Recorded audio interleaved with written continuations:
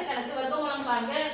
121 × x அடுக்கு 4 -198 × x அடுக்கு 3 -183 × x அடுக்கு 2 216 × x 144 என்ற பல்லுறுப்பு கோவையின் வர்க்கமூலம் காண்க.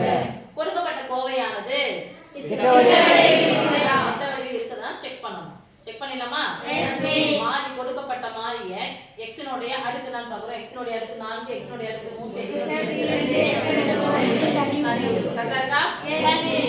அப்போ திட்ட வடிவம் தான் இருக்குது. அப்ப டைரக்டா என்ன பண்ணலாம்? நீட் வகுத்தல் முறையில நான் வர்க்கமூலம் கண்டுபிடிக்கிறதுக்கு போயிடலாம். 121 × x அடுக்கு 4 -198 × x அடுக்கு 3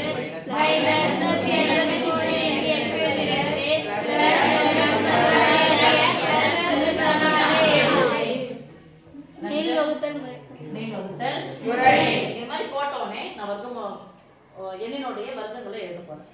ஹையஸ்டா இருக்க நம்பர் பார்த்தா 121ங்க. அதிகமா நம்பர் தான் இருக்கு. இது வரை 142 அதனுடைய ஸ்கொயர் 12 ஸ்கொயர் எழுத போறோம்.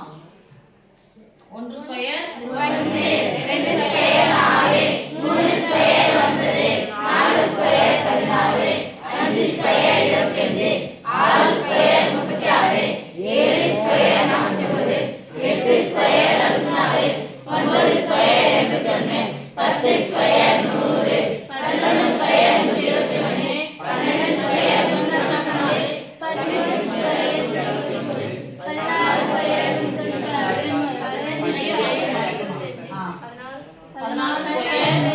196. இந்த நம்பர் அப்படியே மாத்தி போட சொன்னா 196 216 வந்தா 15 ஸ்கொயர் 225 இது வரைக்கும் போறோம்.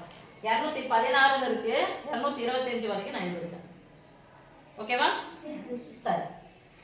இப்போ ஸ்கொயர் எழுதியாச்சு. முன்னாடி என்ன புரியல என்னது அர்த்தம்? பிளஸ் 121 முதல் நம்பர் பாக்கும்போது ஸ்கொயர் நம்பர் தான் பாக்கணும். 121 என்ன இருக்கான்னு பாருங்க. என்ன ஸ்கொயர் 121? 11 ஸ்கொயர் 121. இங்க 11 போட்டா இங்க என்ன பண்ணா 11 × 11 தான 11 ஸ்கொயர்.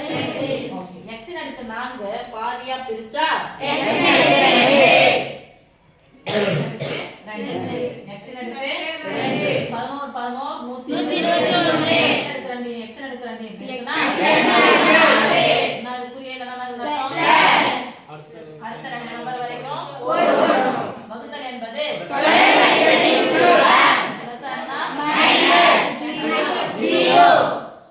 எவ்வளவு நம்பர் இருக்குங்க?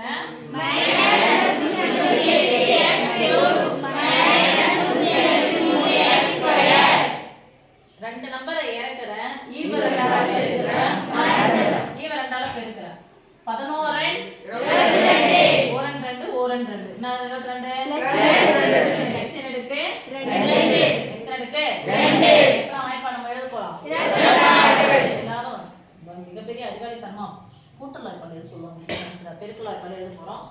22வது வாய்ப்பாடு 22 22 ஒரு முறை 22 கூட்டினா 22 ரெண்டு முறை 4 4 4 மூணு முறை கூட்டுற மூணால பெருக்க வேற இல்ல 3 2 6 3 4 முறை 4ஆல பெருக்க 4 2 8 4 2 8 அஞ்சால இதுன்ற 99 ஐரன் 10 மீதி 1 ஐரன் 10 1 110 6 முறை 6 முறை கூட்டினா இங்க 2 2 1 கூட்டினா 3 இங்க 1 7 முறை கூட்டிக்கலாமா? 2 கூட 2 கூட்டினா 4 3 கூட 2 கூட்டினா 5 இங்க 1 8 முறை போடலாமா? 8 கூட சாரி 4 கூட 2 கூட்டினா 6 5 கூட 2 கூட்டினா 7 இங்க 1 9 முறை போடலாமா? 6 கூட 2 கூட்டினா 7 2 கூட 7 கூட்டினா 1 இங்க 1 10 முறை கூட்டலாம். 220 தானா? ஓர் 22 22 ஒரு முட்டை சேர்க்கிறேன். திருப்பி 11 முறை கூட்டுறேன். 22 0 கூட 2 கூட்டினா 2 கூட 2 கூட்டினா 4 முன்னாடி 2 12 முறை 2 கூட 2 கூட்டினா 4 கூட 2 கூட்டினா இங்க 13 முறை 4 கூட 2 கூட்டினா 6 கூட 2 கூட்டினா இங்க 2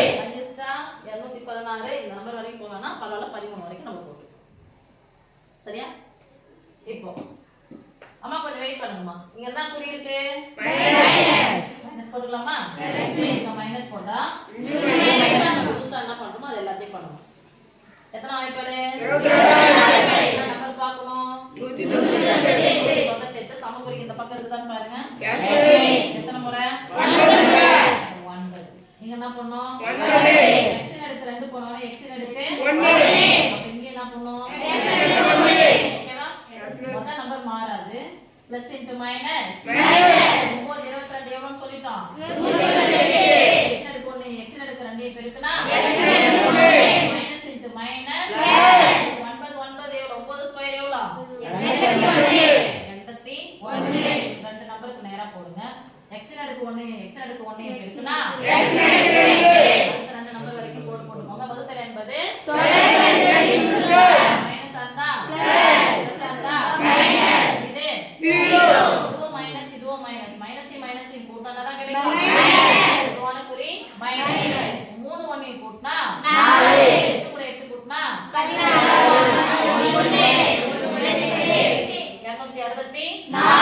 எத்தனை முறை x ஸ்கொயர் வந்தாலும் இந்த நம்பருக்கு ரொம்ப பிரில்லியன்ட்டா இருந்தா குழப்பிக்கவே மாட்டீங்க. இங்க என்ன குறி இருக்கு? மைனஸ் அப்படியே போட்டுக்கலாமா? போட்டுக்கலாமா? ரெண்டு நம்பர் ஏற்கனவே ஈவ ரெண்டால பெருக்கி போட்டுங்க. நீட்டா வாங்க. 11 2 22 x ஸ்கொயரா? இது ரெண்டால பெருங்க. 9 2 18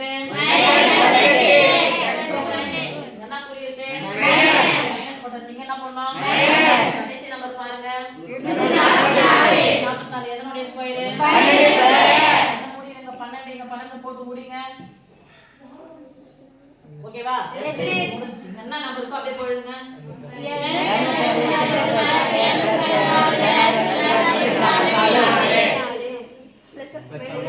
கரெக்டா எழுதுங்க. வகுத்தல் என்பது